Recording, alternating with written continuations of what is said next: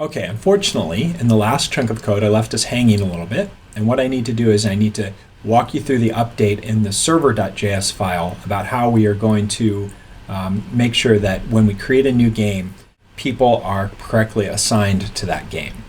So in order to do that, we need to open up the server file. So that's going to be server.js. This is me. Oh, there we go. Sorry, already open. Okay, and so the place where we need to do this is in the send game update. We had previously left a comment there that we hadn't corrected yet. So where is send game? Here we go. Send game update. So what we need to do is we need to make sure that only 2 people are in the game room, and we need to make sure that each person gets a color. So in order to make sure that only 2 people are in the game room, meaning that someone's not trying to like mess up our game and go to the same URL over and over again, we are going to put in a little bit of code that's a little tedious, but it will help us out. We're going to create an object called a room object. That's the room that the socket that all the people are in, the socket chat room. And we're going to find out how many people are there with the variable num clients.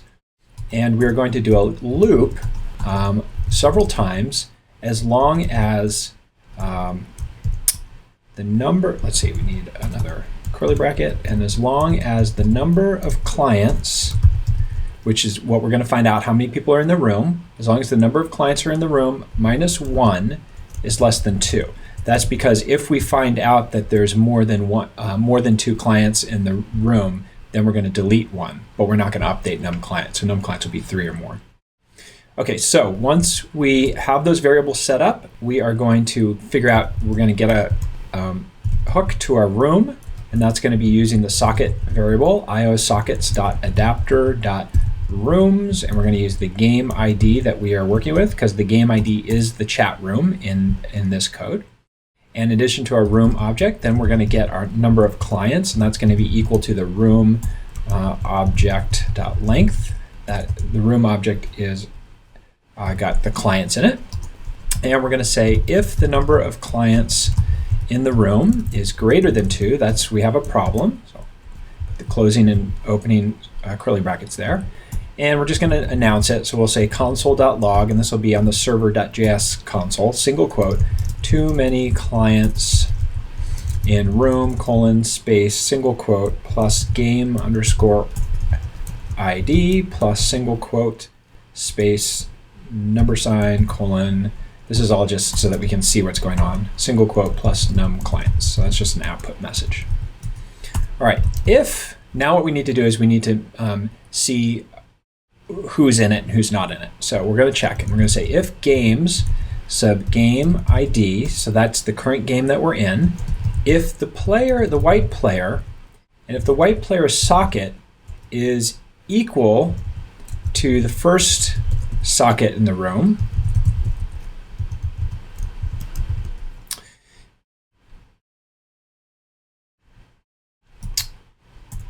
then we are going to reset the white player. Because remember, we have too many players in the room. Player underscore white dot socket is going to equal 2 single quotes in a row with no space in them. And likewise, we're going to set their username equal to nothing. And we'll do, let's see, and then we'll close that out. And does that look okay? Looks good. Then we'll take the same code and we're going to duplicate it. Oops. And instead of saying if the player white socket, we're going to say if the player black socket is equal to room sub 0, then we're going to reset the black socket because we're about to delete the first player. So we're going to kick out that first socket. Kick one of the extra people out. All right, we're going to pick who's going to be our sacrifice, and our sacrifice to get someone out of the room is going to be equal to, we're going to use the static object keys, which is going to get all the keys from our room object, which is the sockets. And we're going to get the first socket, and that's going to be our sacrifice. And we're going to say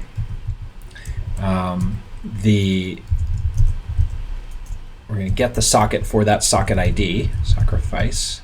So the socket that is with that socket ID, with the sacrifice socket ID that is connected, we're going to tell them to leave the game room that they are in. So we just kick them out. All right, and then we're going to do just a little bit of cleanup, and we're going to say if games sub game ID dot player white dot socket equals sacrifice, then we will reset the socket name. You know what? I don't think we need this. Let me think here.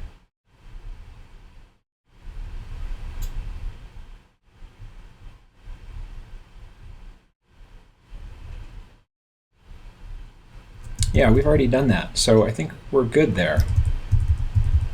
So if the player that we're about to kick out, which is sacrifice in this case, sacrifice is the actual socket, but room 0, sockets 0 is, yeah, I think that's good. Okay, so if there are more than 2 people in the room, then we're going to kick one out, but then we need to assign the color. So we need to assign this socket a color if it's not already there.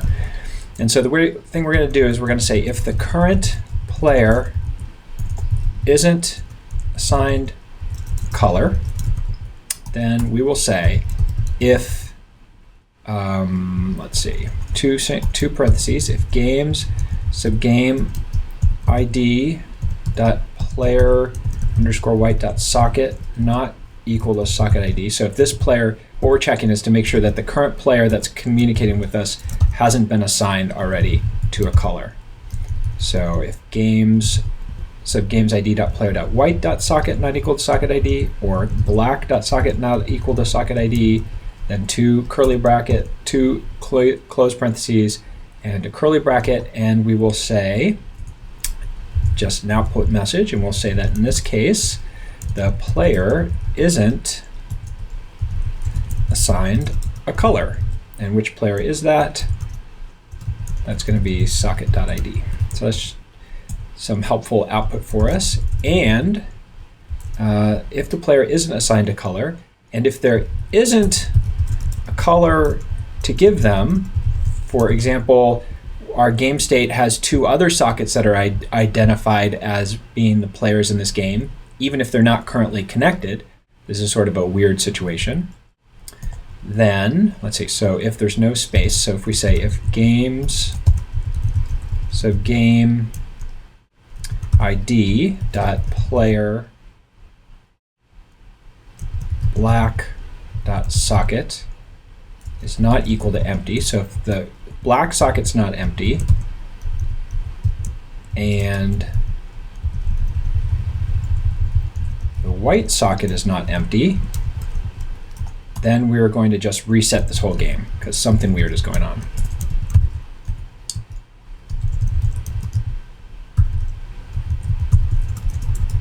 We'll set the socket equal to blank with no space between 2 single quotes, and we will then do the same thing with their username.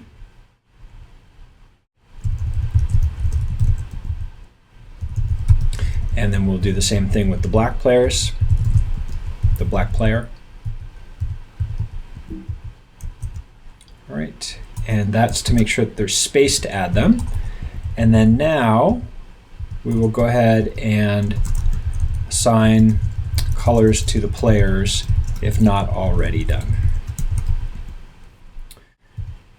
All right, so this is now, we have a game where there's space for players, and we say if game subgame ID, the game we're currently playing at, if the player underscore white dot socket has not been assigned, then we're going to go ahead and assign it, and we will say we are only going to assign this current player that's contacting us to be it if they're not the black player, not socket.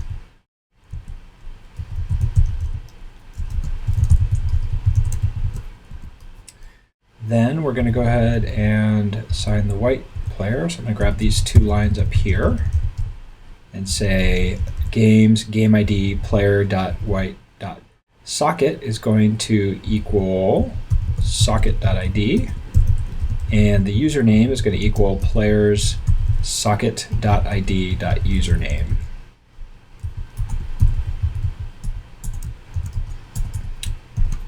And then we'll do the opposite if it's black, or kind of parallel if it's black. So if the black socket has not been assigned and the current player is not the white socket, then we will assign this player to be the black socket and make them the black username.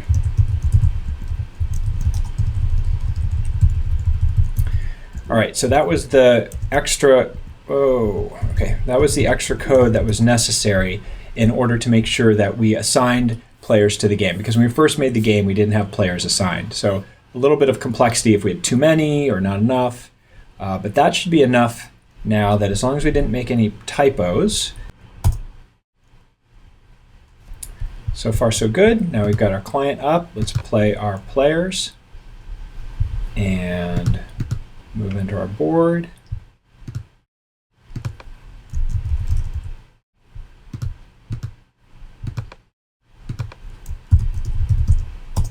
Add our two players into the lobby. They both joined successfully. Now we'll have Alfred invite Beatrice, and then we'll play the game. And we kick off, and great. And you can see I am white and I am black, and great. And now you can also see that the hover effect is in place, but I'm overlapping that green color, which I actually don't want to do. So let me go back and get rid of that green color. Yuck. Let's try that again. So that was in my CSS file and hovered here. And let's just get rid of that green color backup. And then let's try and reload this and see if that works.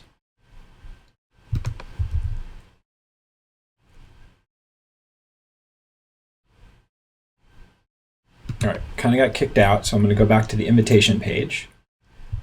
And we'll invite, and we'll invite, and we will play. There we go, and black side, great. We have a nice hover effect over the squares that are eligible to be played. And if the black player clicks, we get a black token. And if the white player clicks, we get a white token. All right, great. So that seems really good. What I want to do is I just want to do a little bit of cleanup, though, before we're done. For example, I want to make sure that our messages, when we play our messages in the chat room here, I want the messages to show up on top rather than on bottom, because as this thing scrolls away, the new messages are on the bottom, and you're going to have to scroll up and down in order to see it. So I want to fix that. So let's go into the server code.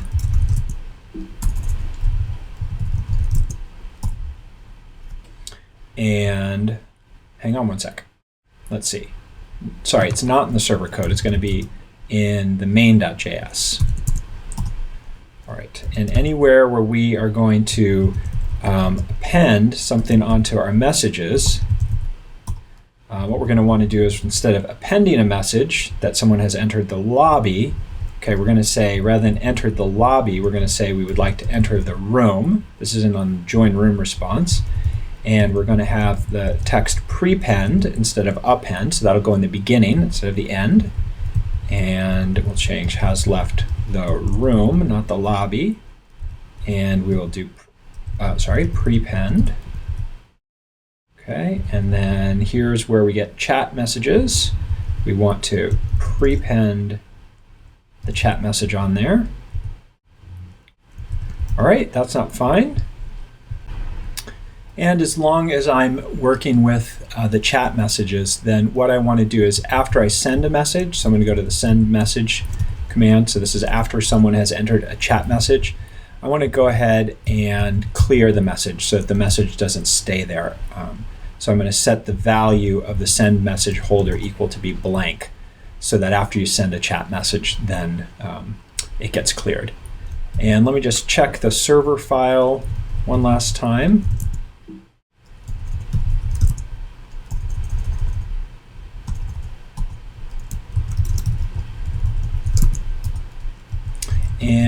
and make sure I don't have any typos in my play token response.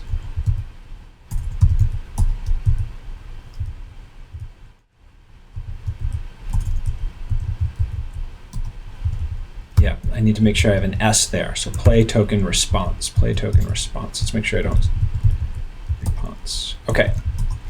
So make sure I didn't have R-E-P-O-N-S-E anywhere. I had R-E-S-P-O-N-C-E.